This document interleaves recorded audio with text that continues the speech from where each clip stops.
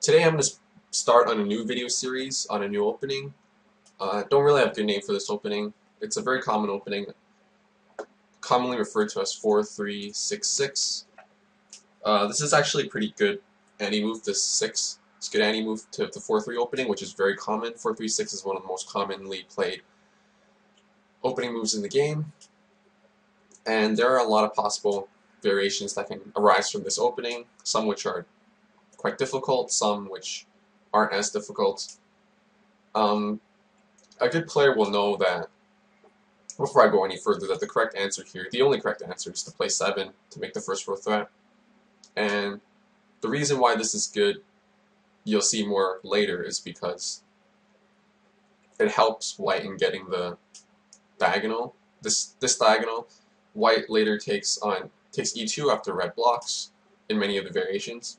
This will help with the c4 f1 diagonal, and also blocks red's second row when he does that.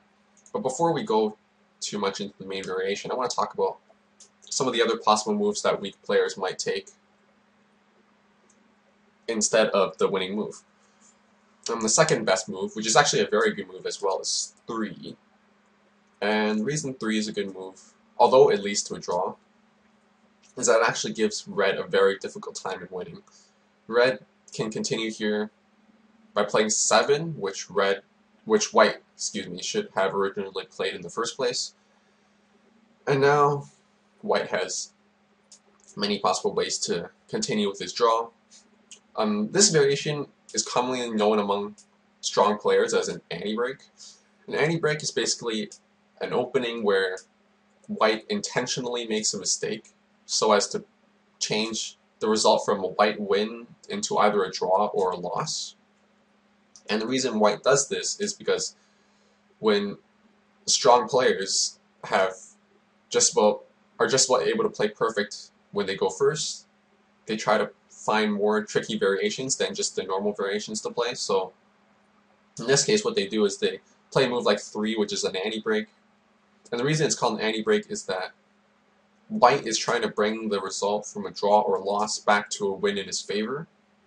And so in that sense, he becomes the breaker instead of red. That's why it's called an anti-break. Because in an anti, red's the one trying to break white. But now, in this case, white's intentionally broken himself, and he's trying to break red to bring the win back to white. That's why it's called an anti-break. Anyway, white has many possible moves here. He could continue with either 3 or 7. I'm not going to go too far into this anti-break because it's actually very difficult, and the concepts and patterns in this anti-break are much beyond the scope of this video, and it'll probably be something I'll cover at a much later date. Anyway, I'm going to go through some other moves. Common move that an inexperienced player might play, maybe 4 because they just like building on the center column, but any good player knows that this is a weak move because red simply takes d3, which is a crucial cell for white. Usually for white, in the center column, the most important cells are d3 and d5 because they help the 2 odd rows. And as you can see now, it's very clear that white doesn't really have any good way to make an odd. For example, if he plays on top, block d4, then red simply blocks again. And now, not only does white not have any good way of making an odd, he also has to figure out how to stop red from making evens. For example, if red takes d6 here, it'd be an easy win for him. So, say white takes d6, then red comes down here, threatens the diagonal over here, and white has to block here because of that. Even, he blocks. Red gains an easy tempo by playing 3 on top. White blocks, and now red takes the odd. Red takes the odd because it'll help him get an even later on. And as you can see quickly, white really doesn't have many moves left. For example, if he plays, let's say, 7 now, which is kind of pointless, now he has to play 7 again to block this even. And red can simply play a move like this, just wait it out. And white doesn't have anything to do but play on top. And Now, red really has many ways to win. He can simply give up this odd, and he makes an even over here, and an odd over here, or if he just wants to wait it out, for example, he could play here, and even if white plays here, it's still a win for red because red now gets double odds. In the case of double odds, for red, usually it is red who is the one that wins.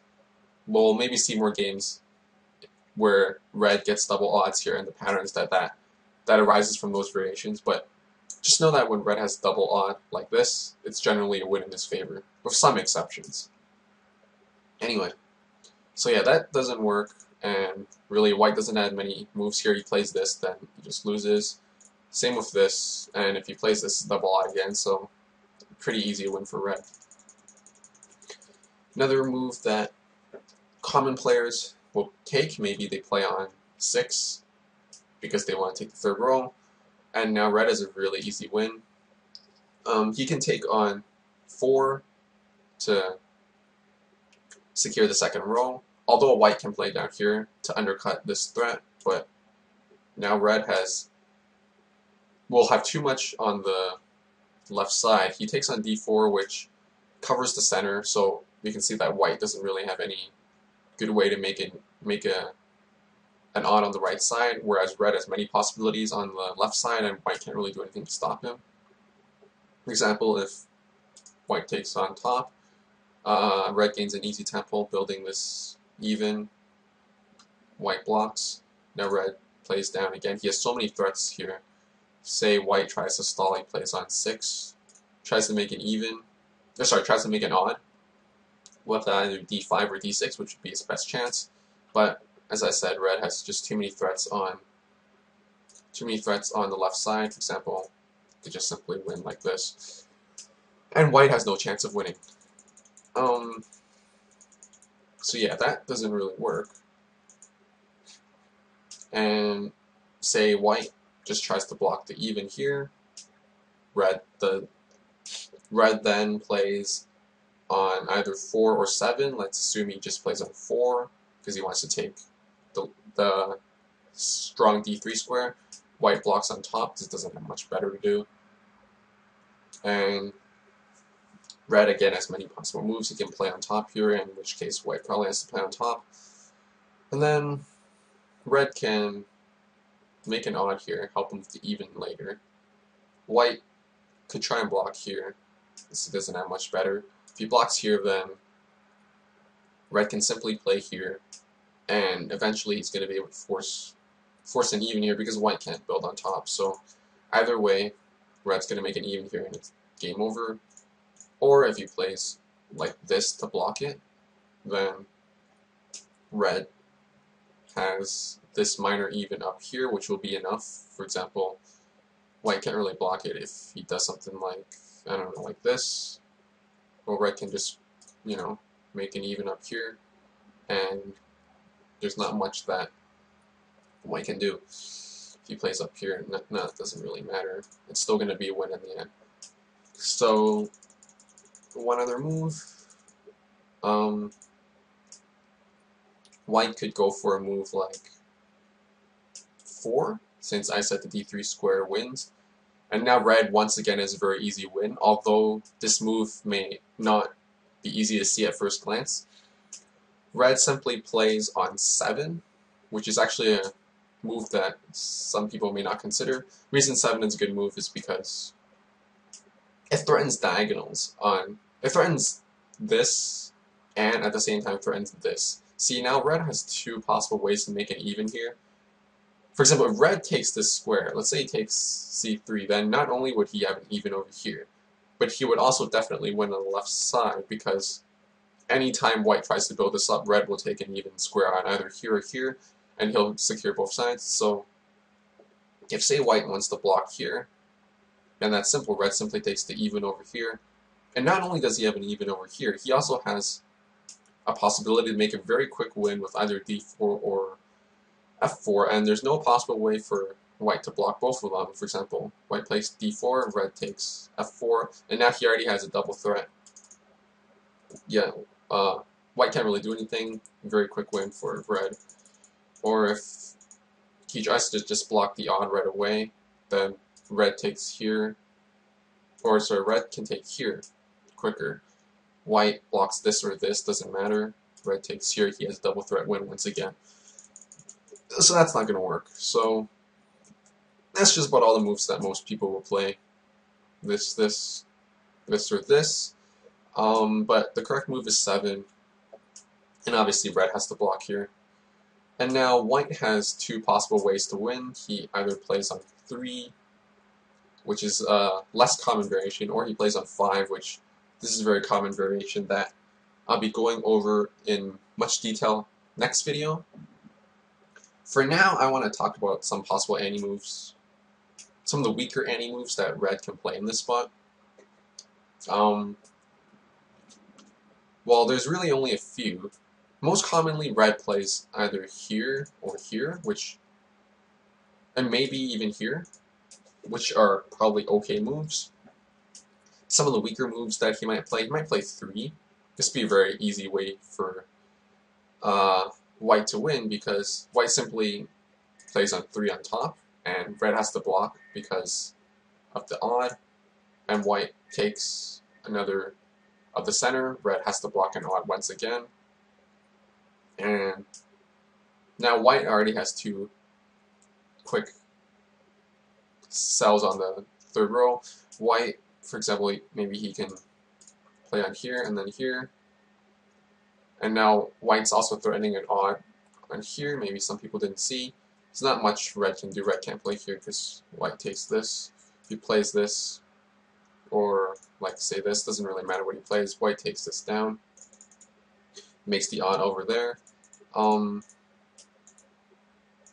Or if white wants alternate ways to win, he plays on 3. Red can't take this either way because of this. So if he plays on this, it's going to be pretty much similar to what we had before. So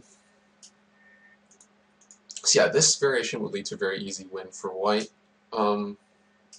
Some people maybe might play on 7 or something. This doesn't really do much, although in some variations this move may lead to a similar variation as this. But for now, let's say white takes a very easy way to win. Let's say he plays on 5 to keep options on both sides open. Red pretty much has to play 6 because of the even threat. And then white takes a similar pattern as before. He plays on this with an odd. Red, if he comes down here, then white makes a threat. He already makes an odd up here. If red comes down here instead, then white has a pretty easy win by building on top here. So those 2 moves aren't really going to work very well. Depending on what white plays. Maybe white plays on 5, which would make it more difficult for red, or make it more difficult for him. Red's best move is probably to play 6. If he plays on 5, then white takes this pattern again with the odd. If red blocks, white has an easy win on the left. For example, maybe something like this. There's just too many threats. If he blocks here, then white can just win with this double threat. And if red doesn't block here, if the red blocks here, then once again, similar pattern as before. White, this could lead to a little bit more of a complicated variation, but most of the moves are forced, so white doesn't really have much to worry about here. He's got the odd here that can't really be destroyed. So yeah, those are basically the main variations for these moves. In the next video, I'm going to cover more of the core variations that people play. I'm going to consider what happens if red plays on, what happens if red plays on 5, and white has either 3 or 5 if he wants to win. I'm going to cover what happens if he plays 3, because this seems to be the most common variation that people take. So yeah, and I'll be covering the next video.